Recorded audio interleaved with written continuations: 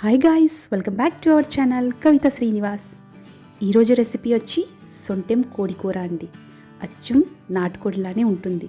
మరి ఈ చికెన్ రెసిపీని ఎలా ప్రిపేర్ చేసుకోవాలో ఇప్పుడు చూద్దాం.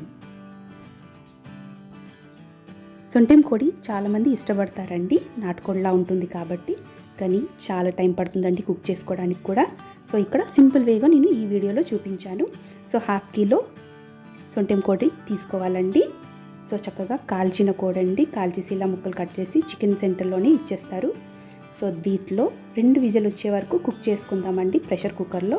సో ఆ ముక్క చెప్పబడకుండా ఉండడానికి 1/2 టీ స్పూన్ పసుపుని యాడ్ చేసుకోవాలి. అలాగే అల్లం వెల్లుల్లి పేస్ట్ అండి 1 టేబుల్ స్పూన్, అలాగే ఉప్పు అండి వేసుకోవాలి కొంచెం ముక్క చెప్పబడకుండా ఉండడానికి. సో బాగా కలిపేసుకొని 1 కప్ వాటర్ వేసుకొని 2 విజిల్ వచ్చే వరకు ప్రెషర్ కుక్కర్లో పెట్టేసుకోవాలండి. 2 విజిల్ వచ్చిన తర్వాత ఆ చికెన్ని పక్కన పెట్టేసుకోవాలండి. ఇప్పుడు సొంటెం కోడి కూర కోసం మసాలాని ప్రిపేర్ చేసుకోవాలి. ఒక బౌల్లో 2 టేబుల్ స్పూన్ ధనియాలు, అలాగే 1 టేబుల్ స్పూన్ జీలకర్ర వేసుకోవాలి. అలాగే దాల్చిన చెక్క అండి 1/2 టీ స్పూన్ అంతా దాల్చిన చెక్క వేసుకోవాలి. 3 లవంగాలు, అలాగే 3 యాలకులు వేసుకోవాలి. ఒక పెద్ద సైజు టమాటో అండి చిన్న పులుపుతనం కోసం, అలాగే ఒక పెద్ద సైజు ఉల్లిపాయ వేసుకొని ఇలా మిక్సీ గ్రైండ్ చేసి పేస్ట్ చేసి పక్కన పెట్టేసుకోవాలండి. సో విజిల్ వచ్చిన తర్వాత ఇలా చికెన్ చక్కగా ఉడికిపోయిందండి, అలాగే ఆ వాటర్ కూడా చక్కగా ఉంది అండి. ఇప్పుడు ఇది పక్కన పెట్టేసుకోవాలి. ఆల్మోస్ట్ హాఫ్ కుక్ అయిపోయిందండి. సో ఈజీగా తొందరగా అయిపోతుంది అండి ఇలా చేస్తే. ఇప్పుడు స్టవ్ వెలిగించుకొని కడాయి పెట్టేసుకోవాలండి. కడాయి హీట్ ఎక్కిన తర్వాత 5 టేబుల్ స్పూన్ ఆయిల్ వేసుకోవాలి. ఆయిల్ హీట్ ఎక్కిన తర్వాత 2 పెద్ద సైజు ఉల్లిపాయలండి సన్నగా కట్ చేసుకొని యాడ్ చేసుకోవాలి. అలాగే పచ్చిమిర్చి అండి 5 నుంచి 6 వరకు వేసుకోవచ్చు. అలాగే కాస్తంత కరివేపాకు వేసుకోవాలి. ఉల్లిపాయలు కాస్త కలర్ చేంజ్ అయ్యే వరకు ఫ్రై చేసుకోవాలండి మీడియం ఫ్లేమ్లో. సొంటెం కోడి నాటుకోడి ముక్కలు కాస్తంత గట్టిగా ఉంటుందండి, చాలామంది కుక్కర్లో కుక్ చేసుకుంటారు. సో ఈ విధంగా చేస్తే టైం కూడా సేవ్ అవుతుంది, ముక్కలు కూడా చక్కగా ఉడికిపోతుందండి.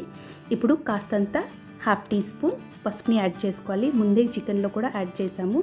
అలాగే 2 టేబుల్ స్పూన్ కారం పొడి అండి.